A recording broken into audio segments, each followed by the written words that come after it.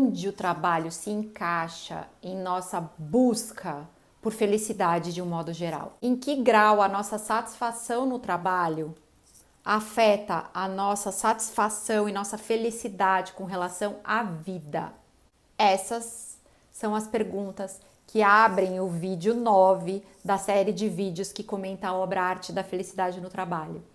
O título do capítulo ao qual eu vou me referir hoje é Felicidade no Trabalho, o que é um pouco redundante porque foi do que a gente falou praticamente todos os outros vídeos, a obra inteira se destinou a isso. Mas vamos lá. Howard C. Cutler ainda tem essa grande questão como sendo uma questão ainda a ser explorada e por isso abre o capítulo dessa forma. E quando ele faz essa pergunta a Dalai Lama, ele alerta que antes de discutir esse assunto, precisa ser entendido, precisa ser diferenciado o que é atividade produtiva e trabalho, para poder daí passar a discutir em que grau a nossa satisfação no trabalho afeta a nossa satisfação com a vida. Por exemplo, para Dalai Lama, o desenvolvimento espiritual, o desenvolvimento interior, poderia ser considerada como uma atividade produtiva. Mas será que para Howard C. Cutler, um homem do Ocidente, ele pode dizer a mesma coisa que Dalai Lama a respeito disso? É uma atividade produtiva, por exemplo, a meditação, o trabalho espiritual, o trabalho interior? A partir disso, como é que a gente define trabalho, então? Talvez o seu trabalho como monge não seja o tipo de trabalho que poderia ser definido como atividade produtiva ou produtivo da perspectiva ocidental moderna. Se para o Ocidente tudo que o monge faz é sentar e meditar, Dalai Lama acha que isso seria considerado um trabalho improdutivo. A discussão sobre esse tema no livro não foi lá muito produtiva, não. Não foram, vamos dizer assim, conclusivas. Mas pelo menos em função da discussão não ter levado nem Howard C. Cutler nem Dalai Lama a nenhuma definição concreta do que é atividade produtiva e qual é a diferença de atividade produtiva e trabalho, depois da discussão, Howard C. Cutler resolveu consultar um dicionário e chegou na seguinte definição, no seguinte significado para a palavra produtivo.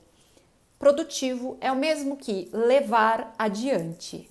Se vendemos programas de computador, por exemplo, a gente num dia não vende nenhum, isso pode ser considerado como um dia improdutivo, certo?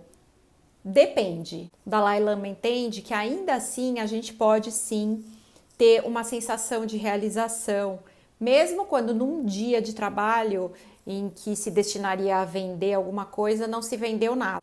Principalmente se a gente se destina a verificar o que naquele dia nos manteve, vamos dizer assim, realizados.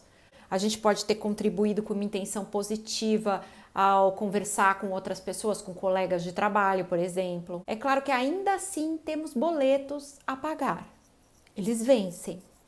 E sim, precisamos dos dias produtivos convencionais, aqueles nos quais geramos renda de fato com base no nosso trabalho. Mas essa definição mais ampla de trabalho produtivo como base na geração de benefícios para os outros, pode proporcionar satisfação, realização, capazes de manter a gente orgulhosos, de nos manter orgulhosos da realização daquela tarefa, mesmo durante os inevitáveis períodos fracos de qualquer carreira. O livro menciona nesse capítulo que psicólogos e cientistas sociais começaram a explorar a relação entre satisfação profissional e a felicidade de um modo geral com relação à vida. E sim, foi confirmada a ideia de que realmente um interdepende do outro.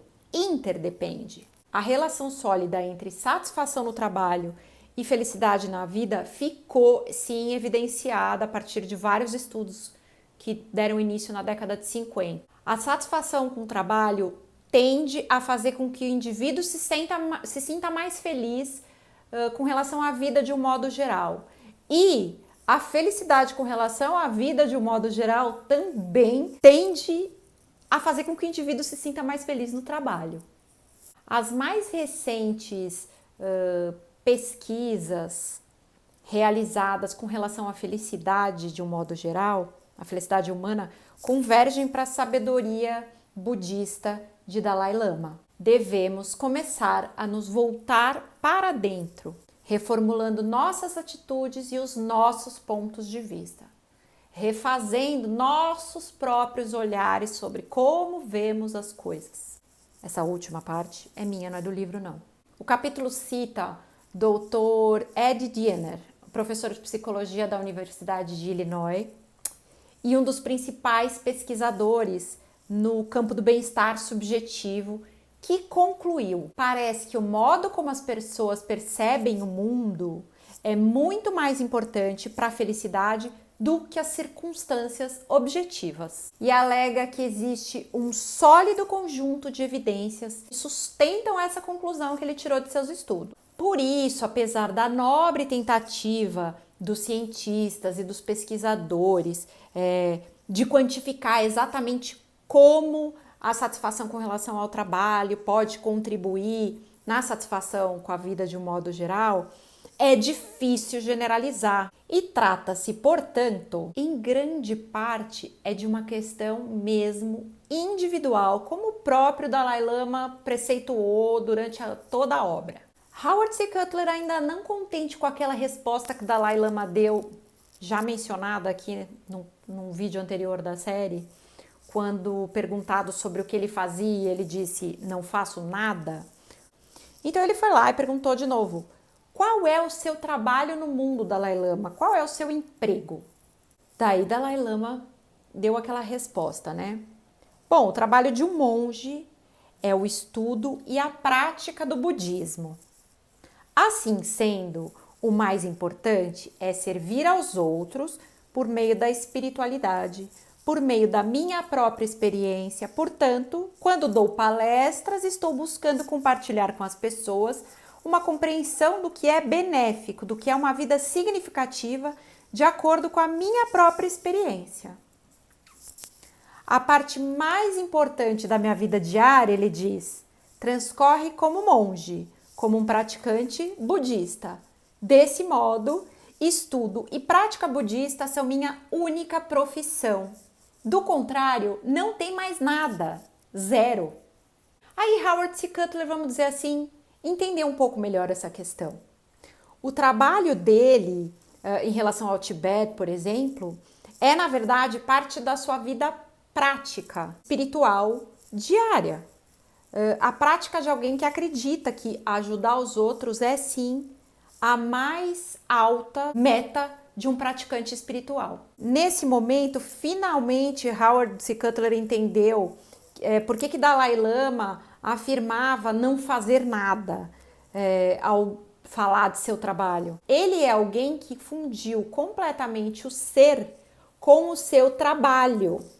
Isso tudo para Dalai Lama é uma coisa só. Sua vida pessoal e o seu trabalho estavam completamente integrados. Tão totalmente integrados que realmente não havia nenhuma separação entre vida pessoal, vida profissional, vida espiritual, vida doméstica.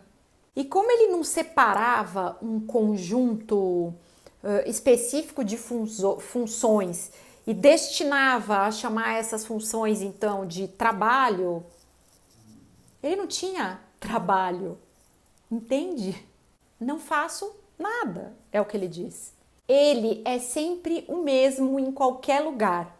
Howard C. Cutler faz uma passagem nesse capítulo sobre a observação dele quando de um evento em que Dalai Lama conversava com diversos líderes políticos, que ele era a mesma pessoa falando com o garçom, com o faxineiro, com um dos mais altos líderes políticos, a mesma pessoa. Ele era só ele mesmo. Ele não tinha que vestir um papel para o trabalho, ele não tinha que vestir uma máscara para trabalhar e outra para estar nos bastidores, outra para estar na vida doméstica, para estar na vida espiritual, ou seja lá que outra repartição você queira aí mencionar da vida. Ele não tem uma personalidade para o horário de folga, como disse Howard C. Cutler. Dalai Lama é um exemplo de ser quem se é. ele é o que ele é. Ele é igual em casa ou no trabalho. E a grande conclusão desse capítulo, eu diria até da obra, é que quanto mais a gente puder reduzir o hiato que existe entre ser quem somos e o nosso fazer profissional, mais fácil será o nosso trabalho. Gente, esse foi o último capítulo da série. Eu espero que ele e todos os demais estejam contribuindo com as reflexões sobre a relação que você construiu com o seu trabalho. E nos vemos no próximo vídeo, agora sobre um outro tema. Aceito sugestões.